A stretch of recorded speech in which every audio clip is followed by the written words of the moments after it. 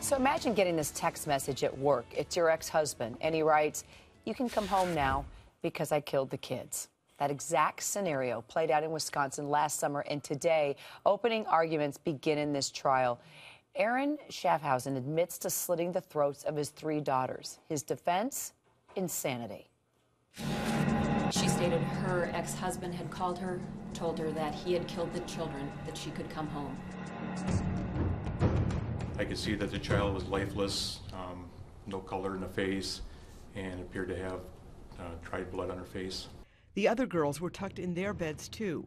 In one bedroom, there was a large pool of blood, leading police to believe the girls were killed in one bedroom and then carried to their beds. Officers discovered the bodies of 3 deceased children, and we have positively identified the victims as Amara Schaffhausen, age 11, Sophie Schaffhausen, age 8, Cecilia Schaffhausen, age 5. He was depressed, probably was on medications. He says Schaffhausen was a devoted father. You're saying that he does love his children? Yes. Several potential jurors were eliminated because they said as parents and grandparents, they could not imagine harming, much less murdering their children. The defense has the burden of proof to prove that Schaffhausen is insane. Well, the insane defense, Vinny, how does a guy, how do you prove that in a situation like this? Basically, it breaks down in simple terms, did he know right from wrong at the time of the offense, at the time that he killed his children? Could he distinguish between right and wrong at that moment? And if, in fact, after he kills his children, he calls up his wife, I would use that as a prosecutor of evidence that he knew what he did was wrong and his motivation for doing it was to get at her with whatever was going on. But really, to get a jury to agree, it's difficult. This is the most difficult defense you have these days. And the problem is you've got to convince all those jurors that he didn't know what he was doing was wrong. I mean, was there any evidence of premeditation, any evidence of planning this? And that usually, destroys that defense. Too, because first it was it not guilty, and then it was guilty by insanity. Well, it seems like the act itself puts you under the insanity category. And as far as finding a jury goes... mental illness. See, this is the key, Berto. Okay, yeah. Mental illness versus legal insanity. Insanity is a legal term. Mental illness is more of a medical term. So you can be mentally ill, but legally sane. Here's what caught my attention. Everyone described, not everyone, he was described as a devoted father. Come on. I mean... Come on. And the fact that he just said, I love my children? Come on. How do you explain that?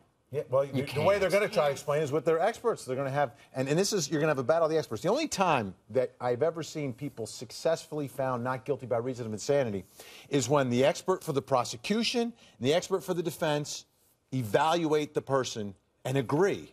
And that happens every day in courtrooms across this country. Well, those cases don't go to trial. When it goes to trial like this is when the expert for the prosecution has evaluated him and said, no, he knew right from wrong, and the defense has their experts saying, no, he didn't know, and then there's the battle at trial. Not an isolated case, Christy, you know? Yeah, there's something called, and I didn't know about this till today, familicide.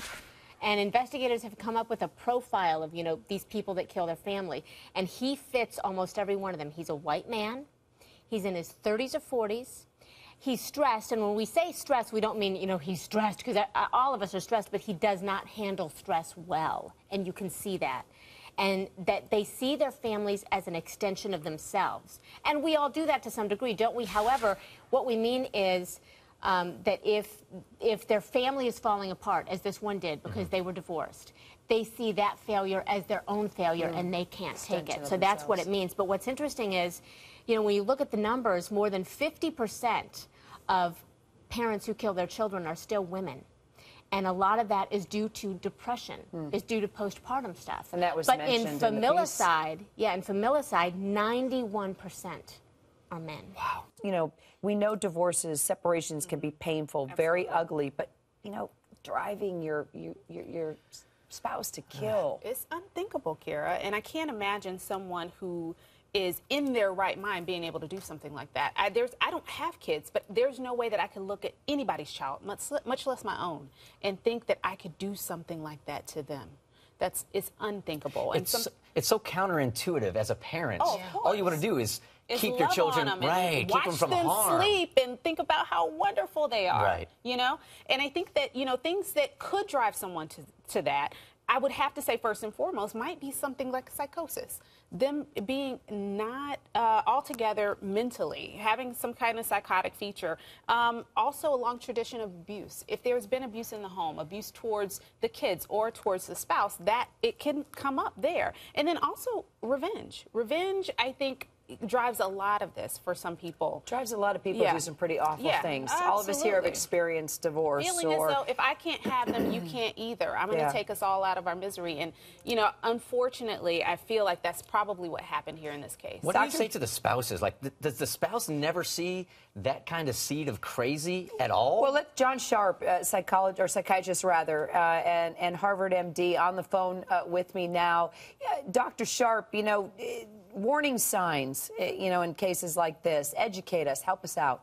Yeah, hi, Kira. It's such an important topic, and we can't relate to this man. It's really a crime against nature. Anyone who tries to get in his head, it's such a scary place, and it's just no way to even understand it. I agree, though, with what you're talking about, that it's tempting to believe he must be psychotic, he must be crazy, because how else could this happen?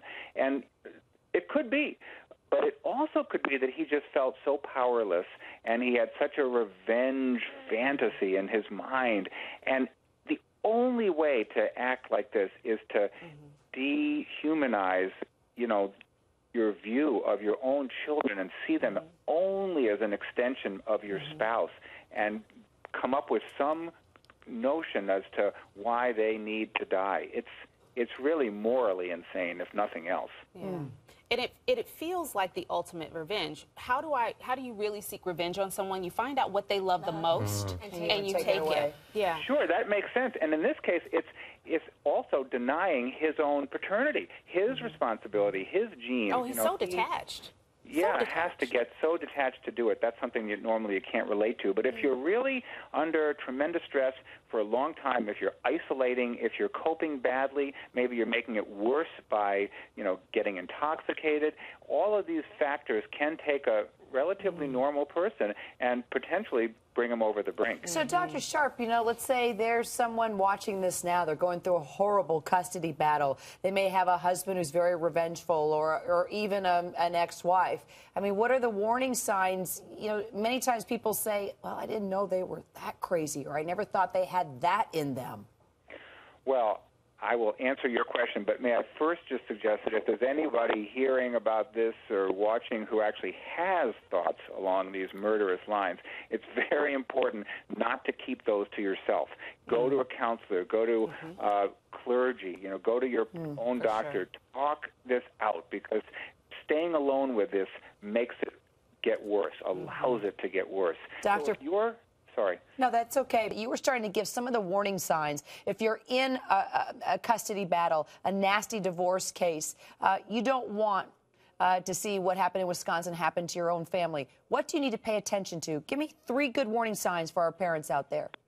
Any history of violence, any history of property destruction, any history of mental illness, any marked change in behavior. Someone gets more withdrawn, more isolating, or even somewhat nicer and more friendly. I would talk to your lawyer, your counselor, and seek advice about how to intervene. Dr. John Sharp out of Harvard University. Sure appreciate it, Dr. Sharp. Thank you so much, Keira. You bet.